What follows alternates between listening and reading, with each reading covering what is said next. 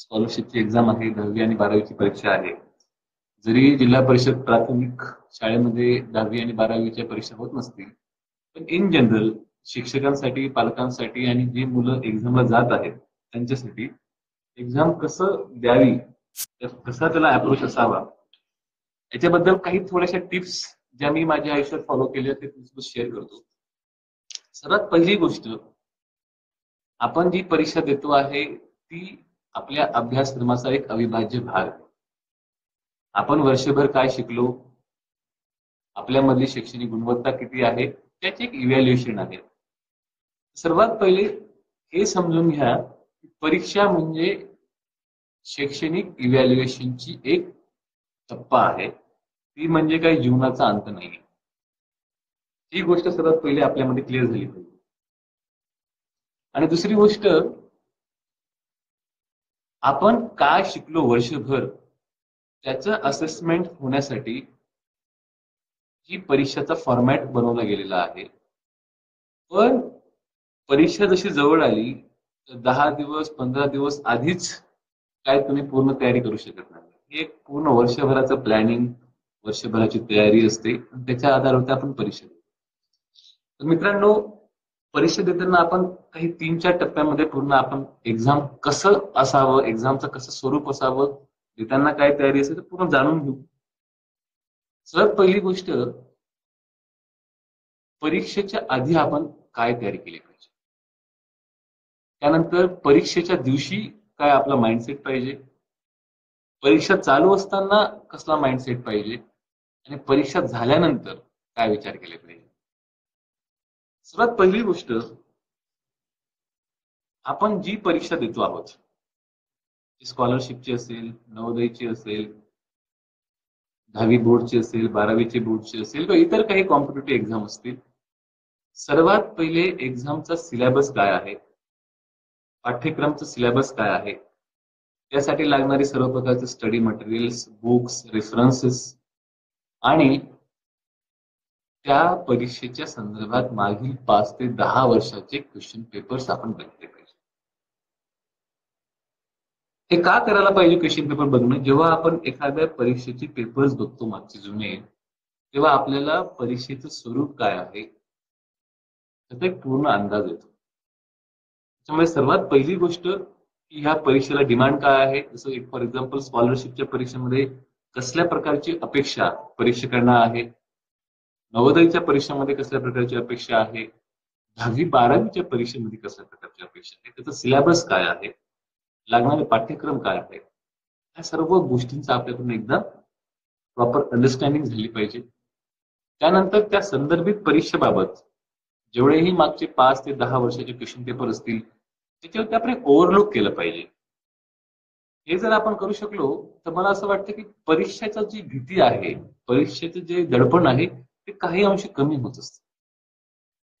तिसरी गोष्ट, बऱ्याच लोकांना सिलेबस जो आहे परीक्षेचा हा खूप वास्ट असतो आणि वास्ट सिलेबसचं रिव्हिजन हे पुस्तकांच्या रेफरन्स बुक मधून शेवटच्या दिवशी होत नसतात. त्याच्यामुळे माझी अशी अपेक्षा आहे की एक्झामच्या दिवशी आणि एक्झामच्या 1 आठवड्याभर फक्त आणि फक्त तुम्ही काढलेल्या वर्षभरातील नोट्स आणि इम्पॉर्टंट पॉइंट्स यांची आपण रिव्हिजन केली पाहिजे.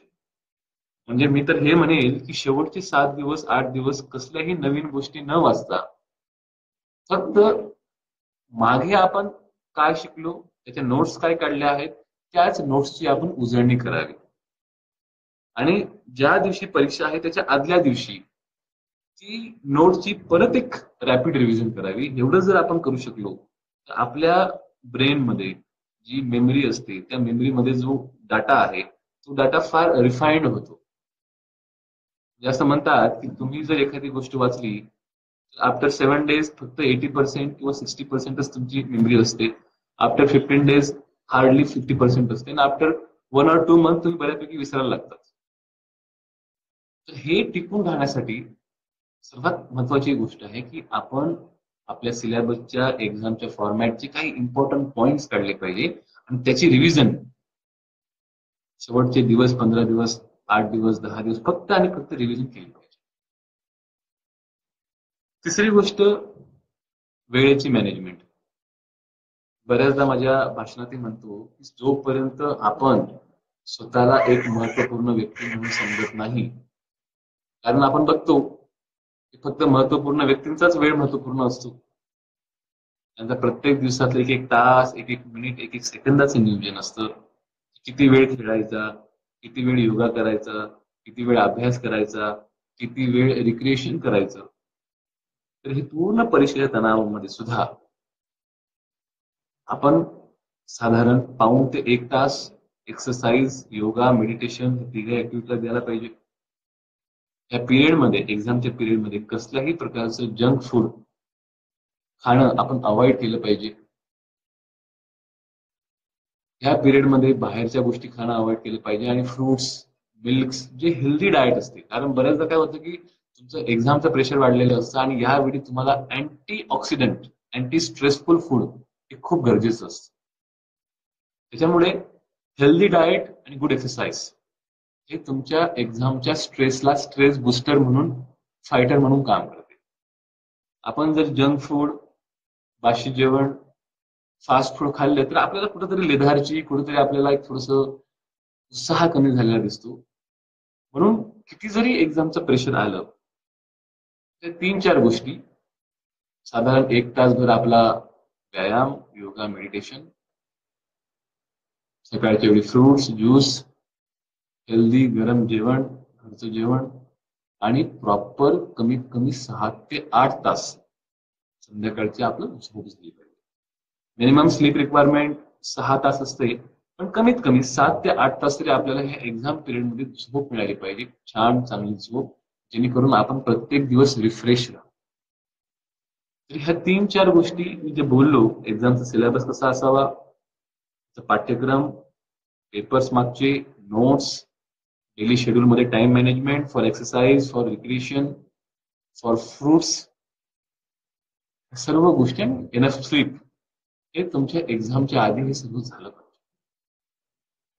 दुसरी गोष्ट, ज्या दिवशी आपण एक्झामला जाणार आहोत, तर बरेचदा जेव्हा एक्झामची घाई असते त्यावेळी बरेचदा लोक एखादी गोष्ट विसरून जातात. एक सिंपल टिप आहे, तुमची परीक्षा सकाळी लवकर असेल, तुम्हाला कुठेतरी बाहेर जायचं असेल, गावापासून तुमचं एक्झाम सेंटर दूर असेल, यावेळी सर्वात महत्वाची गोष्ट आहे की एक्झामच्या आदल्या दिवशी तुमच्याकडे असणाऱ्या सर्व जॉमेट्री बॉक्सेस, पेन्स, पेनचे सेट, वॉटर बॉटल, ह्या सर्व गोष्टी तुमच्याकडे एक्झामच्या आदल्या दिवशीच पाहिजे. एक चांगली घड्याळ, जेणेकरून उद्या सकाळी फक्त तुम्ही ते बॅग उचलून बाहेर जाऊ शकता एक्झामसाठी. एक्झामच्या आदल्या दिवशी पुरेशी झोप आणि आदल्या दिवशी आपल्या पॅरेंट्स सोबत, नातेवाईकांसोबत थोड्याशा गप्पा, एक्झामच्या व्यतिरिक्त काहीतरी मोटिवेशनल गप्पा, हे झाल्या पाहिजे, जेणेकरून आपलं एक्झामचं जे फिअर सायकोसिस आहे, जी भीती आहे, कुठेतरी दूर झाली पाहिजे. सकाळी उठल्यानंतर मॉर्निंग मध्ये थोडंसं ध्यान करा, प्राणायाम करा. ध्यान आणि प्राणायाम केल्यानंतर चांगला एनर्जेटिक ब्रेकफास्ट घ्या, कारण तुम्हाला ते 3 तास 2 तास सतत लिहायचं आहे. एनर्जेटिक ब्रेकफास्ट म्हणजे चांगली मिल्क तुम्ही घेऊ शकतात, खिचडी घेऊ शकतात, सफिशियंट फ्रुट्स घेऊ शकतात आणि मग तुमच्याकडचे असणारे सर्व साहित्य घेऊन तुम्ही एक्झाम सेंटरकडे एक्झाम सुरू व्हायच्या कमीत कमी अर्धा तास आधी पोहोचा. आपल्याकडे बऱ्यापैकी लोकांना, काही लोकांना लास्ट मुमेंटला पोहोचायची सवय असते. तुम्हाला सांगितलं, तुम्ही जर वेळेची किंमत करणार तर वेळ भविष्यामध्ये तुमची किंमत करणार. म्हणून एक्झाम कुठं आहे, तुमचं घर कुठं आहे, किती अंतर लागतं, सगळं पहिल्या दिवशी समजून घ्या. त्या पद्धतीने सकाळी लवकर निघा, सेंटरला पोहोचायचे अर्धा तास आधी तिथं पोहोचा. सोबत पाण्याची बॉटल जरूर ठेवा, कारण पूर्ण पिरियडमध्ये स्वतःला हायड्रेशन करणे, स्वतःमध्ये पाण्याचं प्रमाण जे आहे, प्रकार उन्हाळ्याचे दिवस सुरू होत आहेत, बऱ्यापैकी घाम असतं, काही ठिकाणी एक्झाम सेंटरमध्ये पंखे नसतात, काही ठिकाणी पंखे असतात, पण आपण दूर बसलेलो असतो. त्यामुळे स्वतःला वारंवार हायड्रेशन करणे किंवा एखाद दुसरे चॉकलेट्स, स्वीट्स सोबत ठेवा, जेणेकरून तुम्हाला वाटलं की बाबा ग्लुकोज कमी होत आहे तर लगेच आपण चॉकलेट घेऊ शकतो. हे आपल्याला पूर्वतयारी, आपल्याकडे लागणारं सर्व साहित्य, जॉमेट्री बॉक्सेस असतील, नोटच्या रिव्हिजन असतील, वॉटर बॉटल असेल, चॉकलेट असतील, वेळेवर पोहोचणं असेल, आणि फ्रेश मूडमध्ये, आनंदाच्या मूडमध्ये, की मी आज माझ्या परीक्षेमध्ये चांगल्यात चांगला प्रयत्न करून चांगले चांगले मार्क मिळवणारच, ह्या कॉन्फिडन्सने जायचं. जसा आपला माइंडसेट असतो तशा पद्धतीने पुढच्या गोष्टी घडत असतात. आपली जर वर्षभराची तयारी चांगली असेल तर मला खात्री आहे आपला कॉन्फिडन्स सुद्धा खूप हाय राहणार, कसल्याही प्रकारचं दडपण येणार नाही. हे सर्व एक्झामच्या दिवशी करायचं. एक्झामला गेल्यावर तिसरा टप्पा जो आहे, एक्झामला गेल्यावर आपण काय करायचं आहे. एक्झामला गेल्यावर बऱ्यापैकी आपल्याकडे आन्सर शीट आलेली असते. एक्झामला गेल्यानंतर सर्वात पहिली गोष्ट, पूर्णच्या पूर्ण वेळ कोणत्याही मुलांसोबत मुलींसोबत एक्झाम सुरू व्हायच्या आधी कसल्याही प्रकारच्या गप्पा किंवा कसल्याही प्रकारचा टॉक हा जेणेकरून अवॉइड करायचा. शांत एकाग्र चित्तेने आपल्या श्वासावरती, ब्रिदिंग वरती कंट्रोल ठेवायचा. कारण बऱ्याचदा मुलं आणि मुली खूप अँशियस झालेले असतात. काय येणार, कसं होणार, मला तू मदत कर, अशा पद्धतीने लोक डिमांड करतात.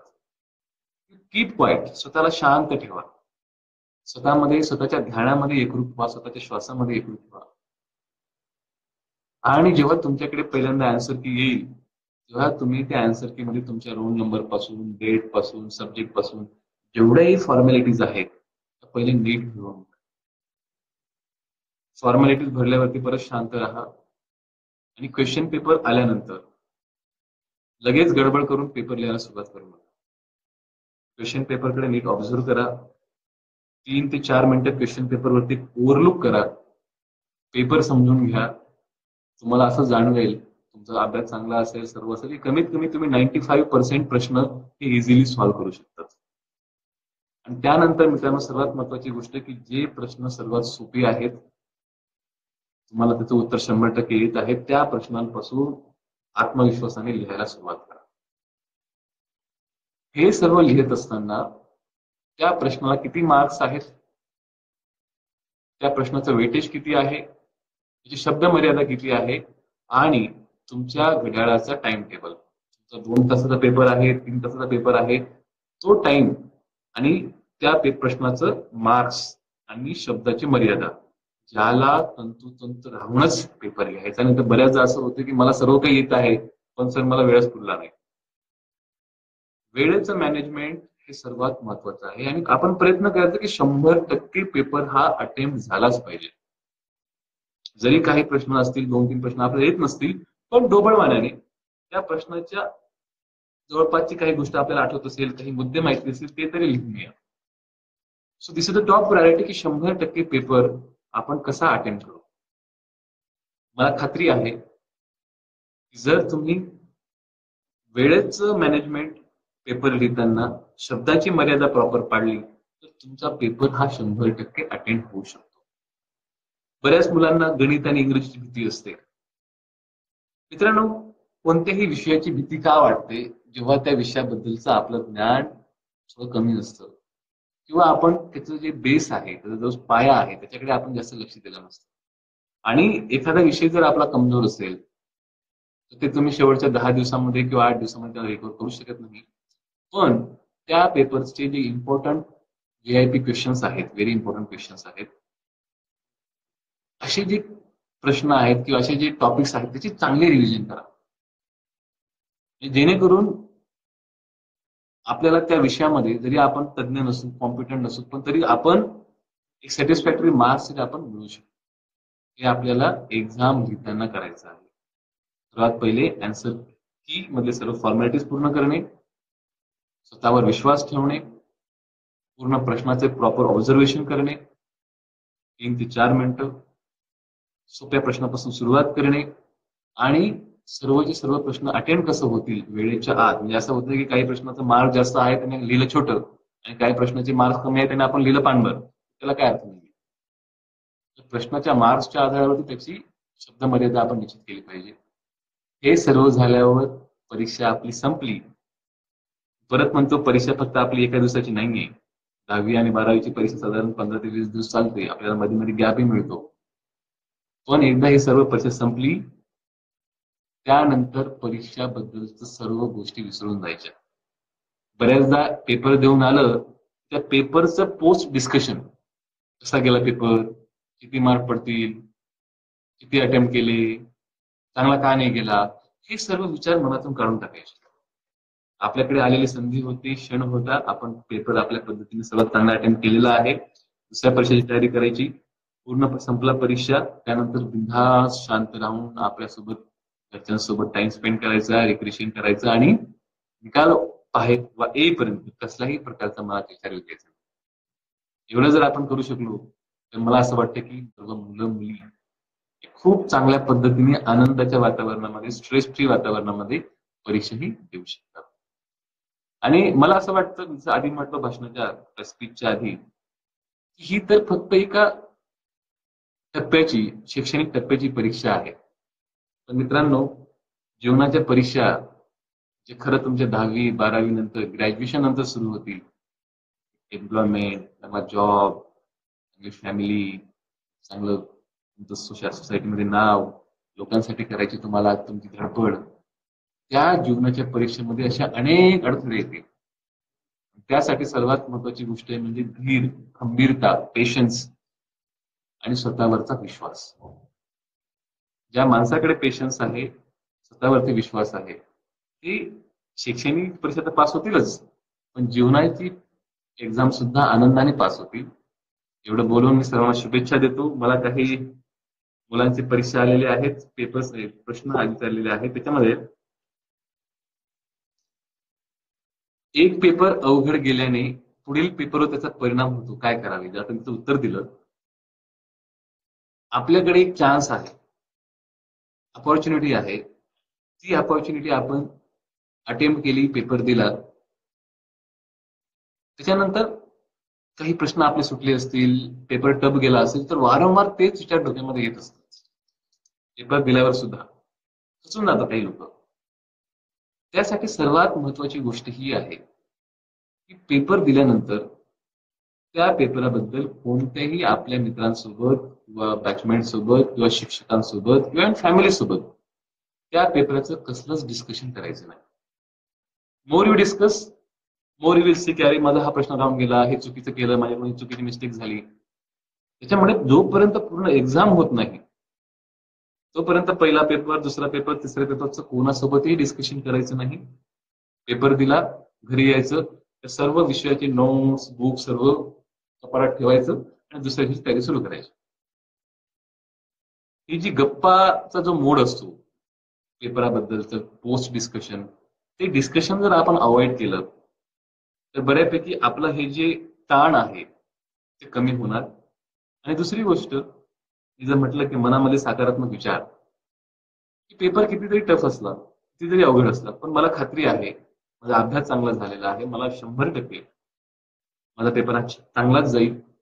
आणि जर पेपर ओव्हरऑल टफ आला तर मला माझ्यासोबत बाकीच्या नाही टफ जाईल. त्याच्यामुळे you don't have to bother, तुम्हाला काहीच विचार करायची गरज नाही.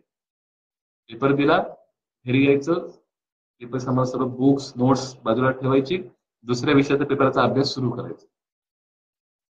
आणि हे जे डिस्कशन आहे हे सर्व एक्झाम, पूर्ण एक्झाम झाल्यावरती सुरू करायचं, तर हा ताण बऱ्यापैकी येणार नाही. अश्विनी हितन कळी या मुलीचा प्रश्न आहे की पहिल्यांदा पूर्ण प्रश्नपत्रिका वाचावी की नाही. मला असं वाटतं, याच्याबद्दल बऱ्याच लोकांचं वेगवेगळं मत असेल, पण मला असं वाटतं की पूर्ण प्रश्नपत्रिका ही 2 ते 3 मिनिटात एक फक्त ओव्हरलुक करून घ्यायचं. आणि ते झाल्यानंतर तुम्हाला ज्या प्रश्नामध्ये सर्वात जास्त ज्ञान आहे, सर्वात जास्त सोपा वाटतो, तिथून सुरुवात करावी. कारण काय होतं की पहिलाच प्रश्न बघितला तो डिफिकल्ट आहे, माणसाचं तिथंच माणूस तिची गाडी अडकून जाते. पहिला प्रश्न आहे 5 मार्काचा, त्याने घेतले 15 मिनिटं. आपण पहिल्या प्रश्नापासून सुरू केलं तर. पण तुम्ही जेव्हा प्रश्नपत्रिका घेतात तुम्ही पेन्सिलने टिक मार्क करू शकतात की हा प्रश्न सोपा आहे, हा सोपा आहे, हा सोपा आहे, हा सोपा आहे. आणि सोपे सोपे प्रश्न पहिले सुरुवात करा. जर सोपे प्रश्न संपले, टिक मार्क करून उत्तर लिहिलं गेलं, मग तुम्ही हार्ड प्रश्नाकडे जाऊ शकता. असं जर केलं तर तुमच्या वेळेच्या आत पेपर संपेल. आणि म्हणून प्रश्नपत्रिका आधी फक्त 2 ते 3 मिनिटांमध्ये ओव्हरलुक करून घ्या. म्हणजे जसं पॅराग्राफ रिडिंग असेल किंवा इतर गोष्टी, त्याला वाचायची गरज नाही. पण हे बेसिक बेसिक जे छोटे छोटे प्रश्न आहेत, 1 लाईनर 2 लाईनर, ते वाचू शकतात, नाही तुम्ही अर्थ समजू शकता. पालकांची अपेक्षा व विद्यार्थ्यांची क्षमता विचार करून कसे अभ्यास करावे, हा एक खूप चांगला प्रश्न आहे. आपल्यावरती दडपण काय येतं, सायकोलॉजिकली विचार केला तर दडपण येण्याचं एकमेव कारण आहे की आपल्या शिक्षकांच्या, आपल्या पालकांच्या, आपल्या वर्गमित्रांच्या अपेक्षा आपल्याकडून खूप असतात. हाच मुलगा आज यावेळी टॉप करणार आहे, याच मुलाला कमीत कमी 90% तरी मिळतील.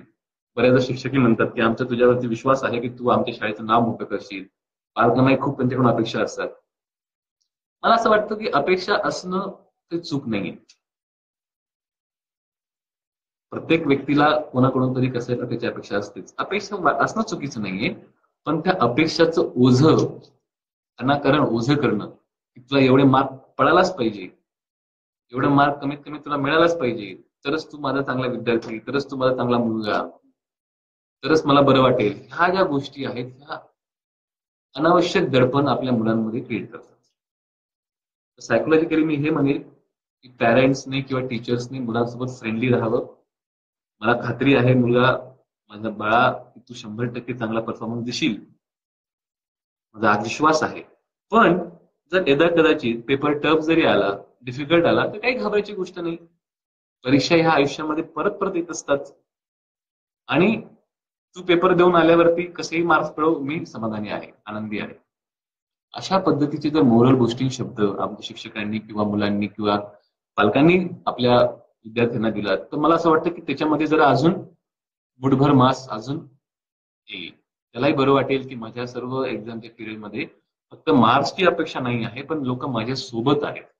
आणि ही पॉझिटिव्ह सोबत असणं खूप गरजेचं आहे. त्याच्यामुळे पालकांनी आणि शिक्षकांनी अपेक्षा करावी, पण अपेक्षेचं दडपण आपल्या मुलांवरती येऊ नये. अजून एक प्रश्न आहे. शिष्यवृत्ती परीक्षेच्या वेळी 2 पर्यायामध्ये खूप संभ्रम होतो. अशा वेळी मनात चूक, डिफिकल्ट, कन्फ्युजन निर्माण होतं. काय करावं? मला असं वाटतं ऑब्जेक्टिव्ह पेपर्स, एमपीएससी असेल, युपीएससी असेल, स्कॉलरशिप असेल, सीईटी एंट्रन्स असेल, त्याच्यामध्ये बऱ्याच विद्यार्थ्यांना 60 to 70% प्रश्न जे असतात ते सोपे असतात. 30% प्रश्नामध्ये 2 ऑप्शन मध्ये आपली गाडी अडकते. ज्यासाठी एकमेव पर्याय आहे की maximum questions, maximum model test paper आपण सॉल्व्ह केले पाहिजे. तुम्ही जेवढे जास्तीत जास्त क्वेश्चन पेपर सॉल्व्ह करणार, तेवढं तुमच्या ब्रेनमध्ये रिफाइनमेंट होत जाते, जम्बलिंग होत नाही. आपण जेवढे जास्त model test papers, objective paper solve करू, तेवढं आपलं हे जे कन्फ्युजन आहे कमी होत जाणार. आणि एक सर्वात शेवटचा प्रश्न मी घेतो. मुजम्मिल तांबोळी, इयत्ता 7वी, जिल्हा परिषद शाळा मनगोळी. माझा अभ्यास होतो, परंतु परीक्षेच्या वेळी सर्व विसरते, काय करावे? मला वाटतं बऱ्याच लोकांना हा प्रश्न असेल की मी खूप अभ्यास करतो सर, पण जशी परीक्षा आली मी सर्व विसरतो. म्हणून मी माझ्या टॉपच्या आधी सर्वात पहिले बोललो की तुम्ही जोपर्यंत तुम्ही वाचलेल्या गोष्टींचं रिव्हिजन करत नाही, शेवटच्या 7 दिवसामध्ये, शेवटच्या 2 दिवसामध्ये नोट्स काढून त्याची वारंवार उजळणी करत नाही, हा विसरण्याचा प्रॉब्लेम बऱ्याच लोकांना असतो. त्याच्यामुळे बेस्ट आहे की तुम्ही जर 200 पानांचं पुस्तक वाचलं असेल, त्या 200 पानांच्या पुस्तकाचं 20 पानामध्ये नोट्स तयार करा. त्या 20 पानांच्या नोट्स 7 दिवसामध्ये एक्झामच्या चांगल्या प्रकारे अभ्यास करा. परत त्या 20 पानांची नोट्स शेवटच्या एक्झामच्या 1-2 दिवसाआधी ती उजळणी करा. असं जर केलं तर बऱ्यापैकी आपला मधला जो कॉन्फिडन्स आहे आणि आपण अभ्यास जो केला तो विसरणार नाही. एवढं बोलून मी सर्व माझ्या मित्रांना, सर्व माझ्या एक्झाम गोईंग स्टुडंट्सला माझ्याकडून शुभेच्छा देतो. आपण सर्वांनी चांगला अभ्यास केलेलाच असेल, पेपर्स पण छान जातील आणि कसल्याही प्रकारचं दडपण विरहित ही परीक्षा जावो, ही शुभेच्छा देऊन मी माझा आजचा फेसबुक लाईव्ह प्रोग्राम संपवतो. धन्यवाद.